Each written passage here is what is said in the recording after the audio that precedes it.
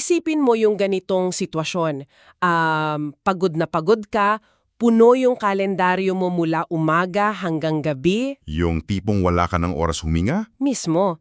Tapos pag upo mo sa dulo ng araw bago matulog, bigla kang mapapaisip ng, teka, may makabuluhan ba talaga akong natapos ngayon? Nakaka-frustrate yung ganyang feeling. Oo, nakakapagod. Yung pakiramdam na ibinuhos mo yung lahat ng lakas mo pero parang, wala kang nakikitang malinaw na resulta. At para sa iyo na nakikinig, alam kong pamilyar ka sa pakiramdam na ito.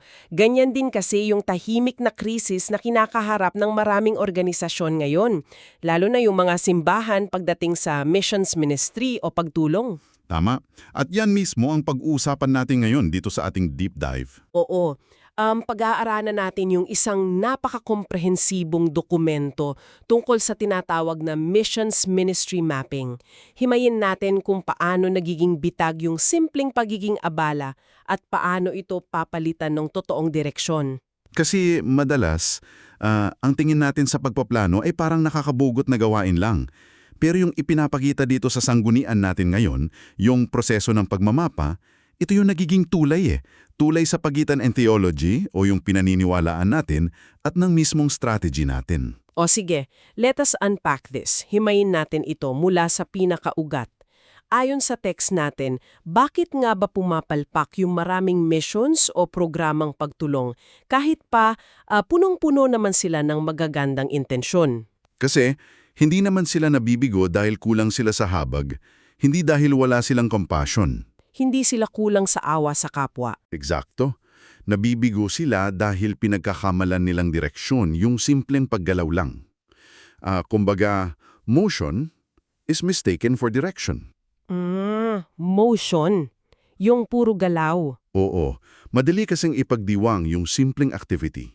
Halimbawa, may bago kayong short-term trip para mamigay ng relief goods. O kaya may binasa na mahabang listahan ng mga bansang ipapanalangin sa buletin ninyo. Tapos papalakpak tayo at sasabihin natin, ang galing, ang dami nating ginagawa. Diba? Pero nililinaw ng text natin na ang activity ay hindi katumbas ng clarity. Hindi porket busy, may malinaw na layunin. Kung ang paggawa ay walang malinaw na estratehiya, ang ending niyan ay scattered effort, kalat-kalat na pagod at ubos na resources. Nako, parang tumatakbo ka sa isang treadmill. Treadmill. Magandang analogy yan. Iba? Isipin mo yung sarili mo sa gym.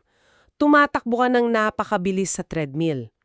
Basang-basa ka ng pawis, hingal na hingal ka, tapos ubos na yung energy mo. Feeling mo ang layo ng narating mo dahil sa pagod mo. Pero in reality, nandun ka pa rin sa parehong pwesto. Wala kang narating. Walang nagbago sa posisyon mo. Wala talaga. Kaya paano ba natin may iwasan yung ganitong klaseng pagkakapagod pagdating sa mga misyon natin? May iwasan natin ito kung iintindihin natin kung bakit kailangan natin magmapa. Sinasabi sa mga documents natin na hindi lang ito issue ng pagiging magaling sa plano, issue ito ng stewardship, pangangasiwa sa mga ipinagkatiwala sa atin. Stewardship. O sige, paano yan ipinaliwanag sa text? May binigay silang halimbawa mula sa Biblia na nagpapakita nito. Yung time na nakita ni Jesus yung libu-libong tao na sumusunod sa kanya. Hindi siya nakita ng numbers lang para ipagmalaki. Hindi niya sinabi na, uy, ang dami kong followers. Tama. Nakita niya yung totoo, na sila ay mga tupa na walang pastol. Nakita niya yung pagkalito at gutom nila. Yung realidad na iyon ang nagpapabago sa compassion niya para maging strategic. Wait, sandali. Gusto kong i-highlight yan. Kasi madalas pag naririnig natin yung kwentong yan, ang naiisip agad natin is yung awa niya. Naawa siya kaya siya gumawa ng himala. Oo, yun ang laging turo. Pero ang sinasabi mo ba, based sa text, may kasamang malinaw at matalas na assessment yung pagtingin niya sa mga tao. Yun mismo. Yung malinaw na pagtingin sa realidad, iyon ang nag-transform sa awa niya para maging malinaw na aksyon. Hindi siya basta nagpakita ng awa blindly. Umaksyon siya based sa tunay na pangangailangan ng crowd. At yan yung nawawala sa marami nating programa ngayon. Gusto nating tumulong, pero ayaw nating suriin kung ano talaga ang kailangan ng mga tinutulungan natin. Papasok yung pagkakaiba nung simpleng planning at nung mapping. Kasi kapag nagpaplano tayo, ano ba yung unang tanong sa meeting? Usually, ano ang gagawin natin next week? O kaya ano yung project natin next month? Laging rushed papunta sa action. Laging what will we do? At yan ang trap. Sabi sa document, ang true mapping nagsisimula ng mas maaga. Nagtatanong ito ng mas malalalim na bagay. Bago mo itanong kung ano ang gagawin, tatanungin mo muna, ano ba ang totoo ngayon? Ano yung totoo? Oo, ano ba ang kailangan? At ano yung pinapaprioritize sa atin ng Diyos sa sitwasyong ito? Kung yan ang foundation, mas naiintindihan ko na ngayon kung bakit naglatag ang dokumento ng 5 stages para sa prosesong ito. Himayin natin na itong 5 yugto kasi feeling ko dito tayo madalas sablay eh. Yung first stage na nabanggit ay discernment, pakikinig bago kumilos. Paano ba ito naiiba sa simpleng brainstorming? Sa brainstorming kasi madalas kumukopya lang tayo ng projects na sikat sa ibang lugar. Nag-hit itong program na ito sa kabilang church, gawin din natin. Copy-paste. Oo, pero sa discernment, pinipilit nating manahimik at makinig. Inaalam natin kung ano ba talaga yung specific na calling para sa sarili nating community. Kasi yung gumana sa iba, baka hindi applicable sa atin. Makes sense. Tapos papasok yung second stage, assessment. Dito ba pumapasok yung pagtingin sa data at facts ng walang halong ilusyon? Exactly. Dito tinitingnan natin yung realidad kahit medyo masakit. Halimbawa, pwedeng sabihin ng isang group na priority natin ng mga kabataan. Pero kapag ginawa nila yung assessment, makikita sa budget nila na wala pang 5% yung napupunta sa youth programs. Ouch! Nakakasampal na Di katotohanan. ba? Tinatanggal ng assessment yung mga kasinungalingan na pinapaniwalaan natin tungkol sa sarili natin. Tapos yung pangatlo, alignment, pagtutugma ng direksyon. Meaning ba nito, kung ano yung nalaman natin sa assessment, doon natin dapat ilagay yung budget at effort natin. Tama. Ito yung bridge, pagtutugma ng theology, ng priority, at ng resources. Kapag aligned na lahat yan, doon pa lang tayo papasok sa stage 4 which is implementation. Diyan na gagawin yung project? Oo, diyan pa lang. At lastly, yung stage 5 na pinakamadalas makalimutan, evaluation. Yung titingnan kung nag-work ba talaga. Imbes na ulitin lang natin next year kasi naging tradisyon na, magtatanong muna tayo kung may nabago ba talaga sa buhay nung tinulungan natin. At kung walang nabago, kailangan nating tanggapin yon at baguhin yung strategy. Okay, here's where it gets really interesting for me. Kasi kapag naririnig ko itong 5 stages na ito, may data gathering, may alignment, may metrics for evaluation, napapaisip ako, bilang isang taong babad sa church culture, hindi ba parang nakakapatay ng faith yung ganitong ka-structured na system? Paanong nakakapatay ng faith? Kasi 'di ba, paano yung leading ng Holy Spirit? Parang hindi na natural. Hindi ba parang ginagawa nating korporasyon yung simbahan kung puro tayong data at evaluation? What is fascinating here is direct na sinasagot ng mga sources natin yung fear na yan. Sinasabi nila na ang structure ay hindi kaaway ng pananampalataya. Okay. Ang totoong kaaway ng faith ay yung kalabuan at kawalan ng direksyon. May ginamit silang biblical example para patunayan ito. Yung story ni Nehemias. Wait, si Nehemias? Pero nung nalaman niyang sira yung pader ng Jerusalem, di ba sobrang naghinagpis siya dun? Umiyak siya at nagpray? Hindi ba pure emotion and faith yung nagdrive sa kanya? Totoo, na emotional siya at puno siya ng passion. Pero mapapansin mo sa story na hindi niya hinayaan ng emosyon lang ang magpatakbo ng next steps niya. Nang dumating siya sa Jerusalem, alam mo ba kung ano yung una niyang ginawa? Hindi na tinawag agad yung mga tao para magtayo. Hindi. Sumakay siya sa kabayo sa gabi. Palihim habang tulog ang lahat. Inikot niya at sinuri isa-isa yung mga guho ng pader. Wow, gumawa siya ng assessment stage niya. Mismo. Inalam niya muna kung gaano kalala yung damage. Tiningnan niya kung aling part yung kailangan ng repair, ano yung materials na kulang, saan madaling makapasok yung kalaban. Nagmapa siya. Bago siya humarap sa mga tao at inilabas yung action plan niya. Galing. Pinapakita nito na ang pananampalataya ay nagiging mas epektibo kapag ito ay informed, kapag sinamahan mo ng katotohanan at tamang data. Nakakabukas ng isip yan, na yung strategic assessment ay spiritual act din pala. Pero kung napaka-logical naman pala nitong mapping at supported pa ng Bible, bakit sobrang daming nagre-resist dito? Bakit maraming umiiwas pag sinusubukang itong i-implement? Kasi ang katotohanan ay madalas na masakit. Yan ang realities ng change. Nagbigay ang document ng mga reasons kung bakit nagkakaroon ng pushback. Una, andyan yung takot na baka maging purely bureaucracy na lang daw ang ministry. Na baka maging puro paperwork na lang. Oo. Pangalawa, may fear of data. Tingin kasi ng iba, kapag pinag-usapan yung numbers and metrics, masyadong secular or makamundo yung approach. Oo nga, may mga sasabihin na basta ipag-pray na lang natin. God will do the rest. Na nagiging excuse minsan para hindi na i-check kung effective pa ba yung ginagawa nila. Aasa na lang sa instinct. At diyan napapasok yung ikatlo at pinakamalalim na reason. Sabi sa text, ang resistance daw sa mapping ay madalas na resistance sa correction. Ouch! Ayaw lang mapagsabihan na mali. Kasi mahirap aminin na baka mali na yung approach natin sa mahabang panahon. Kapag ang group ay umaasa lang sa instinct na hindi kailanman ine-evaluate, nagiging tradition yun eh. At yung tradition, nagiging inertia. Gumagalaw na lang sila dahil sa nakasanayan, hindi dahil effective pa. Pero paano natin i-handle yung emotional pain yan?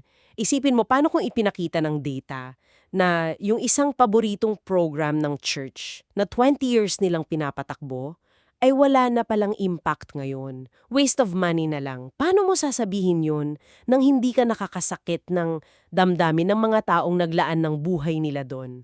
Mahirap yan, pero dyan papasok yung pananaw ng text na ang pain na dulot ng assessment ay medicinal. Gamot siya. Gamot? Oo. Isipin mo yung sa doktor, kapag nagpapacheck up ka at nakita sa x-ray na may malalakang sakit, hindi pwedeng itago ng doktor yung x-ray results para lang protektahan yung feelings mo. Hindi pwedeng sabihin, okay ka lang, uminom ka lang ng tubig. Di ba? Kailangan niyang sabihin ang totoo para mabigyan ka ng tamang lunas. In the same way, yung pag-iwas natin sa assessment ay may moral cost. May isang quote dito sa source natin na napakabigat. Sabi niya, emotional earnestness without strategic care is a form of negligence. Wait. Pakiulit nga yun. Emotional earnestness without strategic care is a form of negligence. Ibig sabihin ba nito kahit araw-araw tayong umiyak para sa mga mahihirap at super sincere tayo sa pagbigay ng barya sa kanila sa kalsada, kung wala naman tayong strategic na plano para tulungan silang makaahon talaga, we are being negligent. Pabaya tayo. Sadly, oo. Kasi ang ginagawa lang natin is pinapagaan natin yung sarili nating guilt, pero hindi natin binibigyan ng totoong solusyon yung mga tao. Ang bigat naman nun. Kung seryoso tayo na mahal natin sila, harapin natin yung masakit na numbers para matulungan natin sila ng tama. So what does this all mean kapag in-apply na natin? Kasi naisip ko, para itong paglilinis ng isang napakagulong closet. Magulong closet? Oo. 'Di ba sa bahay kapag may napakagulong kabinet, ang daling isara na lang nung pinto. Nakatago yung kalat, tahimik ang isip mo, pero kapag nag-decide kang ayusin yon, kailangan mong ilabas lahat ng gamit. Ilalatag mo sa kama yung mga damit mo, at isa-isa tatanungin mo, sinusuot ko pa ba ito? May silbi pa ba ito? Oo, yung decluttering. Tapos minsan may damit dyan na 20 years na sayo, ayaw mong itapon kasi may sentimental value. Pero kailangan mong i-let go para magkaroon ng space yung mga bagay na mas mahalaga sa iyo ngayon. Ganyan ang nararamdaman ko sa mapping na ito. Napakagandang analogy niyan. At ganyan na ganyan yung proseso ng isang organization na nabanggit sa case study natin. Isa silang simbahan na dati nagbibigay lang ng generic support. Ano yung generic support? Namimigay lang sila ng pera sa napakaraming missionaries at projects sa iba't ibang bansa. Kalat na kalat yung budget. Parang nagsaboy lang ng buto. Bahala na kung saan tumubo. Tapos hindi na nila tinatrack kung ano nangyari. Oo. Pero nung nag-decide silang magmapa, gumawa sila ng 3 steps. Una, conviction audit. Binalikan nila yung theology nila. Ano ba talaga yung paninindigan natin? Tapos, Pangalawa, Commitment inventory. Inilista nila lahat ng sinusuportahan nila at tinanong, sino ba talaga itong mga ito? Fit pa ba sila sa conviction natin ngayon? At yung pangatlo, tiningnan nila yung field reality. Ito yung lumabas sila at tiningnan yung tunay na sitwasyon. Ano yung na-discover nila nung ginawa nila yon? Laking gulat nila na ang pinakamalaking pangangailangan pala nandun mismo sa sarili nilang komunidad. Yung mga taong literal na nasa labas ng pinto nila, hindi nila natutulungan. Nakafocus sila sa pagpapadala ng tulong abroad kasi magandang pakinggan, pero nakaligtaan nila yung mga kapitbahay nila. Wow! Dahil hindi nila tiningnan yung data. Mismo. Dahil sa pagmamapang ito, nagbago yung metrics of success nila. Hindi na padamihan ng bansang sinusuportahan. 3 na lang ang metric nila: depth of partnership, clarity of outcomes, at pagiging faithful sa biblical priorities. If we connect this to the bigger picture, hindi pala itong mapping ginagawa para maghigpit ng budget o maging corporate. Usapin ito ng pagmamahal. Yes. Kasi 'di ba, mahal mo ba talaga yung tinutulungan mo ng sapat para intindihin yung tunay nilang kailangan? Sabi nga kanina, yung tunay na pag-ibig ay hindi tamad. Nag-oobserba ito at nakikinig. Ang ganda nun. True love is not lazy. Hindi pwede yung basta na lang magtapon ng pera at umasa na may mangyayari. Kaya para i-synthesize natin itong lahat, malinaw sa mga resources natin na ang misyon ng Diyos ay hindi magulo. Hindi siya random. Palagi siyang may tiyak na layunin. Itong missions ministry mapping, hindi nito sinisira yung pananampalataya natin. In fact, ginagawa nitong malinaw, mabisa at totoo yung pagtugon natin sa calling. Agree. Binibigyan tayo ng linaw para hindi nasasayang ang effort. At para sa iyo na nakikinig sa atin ngayon, isipin mo ito hindi lang para sa organisasyon ninyo, kundi sa personal mong buhay. Ikaw ba yung tipong palaging abala, laging punong-puno ang schedule, pero feeling mo hindi ka effective sa mga personal na mission mo? Baka kailangan mo ring imapa yung sarili mong buhay. Suriin mo yung priorities mo at resources mo bago ka gawa ng plano. Kailangan natin ng personal assessment din talaga minsan. Oo. Bago tayo mag-wrap up, gusto kong iwan sa iyo ang isang tanong para pagnilayan mo ng malalim. Ano yun? Kung sinusukat ng Diyos ang ating pagsunod base sa kung paano natin pinangangasiwaan o in-steward ang mga ipinagkatiwala niya sa atin, maaari kaya na ang pinakamalaking pagkukulang na hindi natin napapansin ay hindi yung mga kasalanan o masasamang bagay na ginagawa natin? Teka, paano yun? Paano kung ang pinakamalaking pagkukulang natin ay yung mga mabubuting bagay na patuloy lang natin ginagawa, routine na lang, nang hindi man lang natin tinatanong kung ito pa rin ba ang kalooban niya para sa atin ngayon? Ang bigat niyan. Minsan yung good pa yung nagiging enemy ng best. Eksakto! Pagnilayan nyo iyan, maraming salamat sa pagsama sa aming deep dive ngayong araw.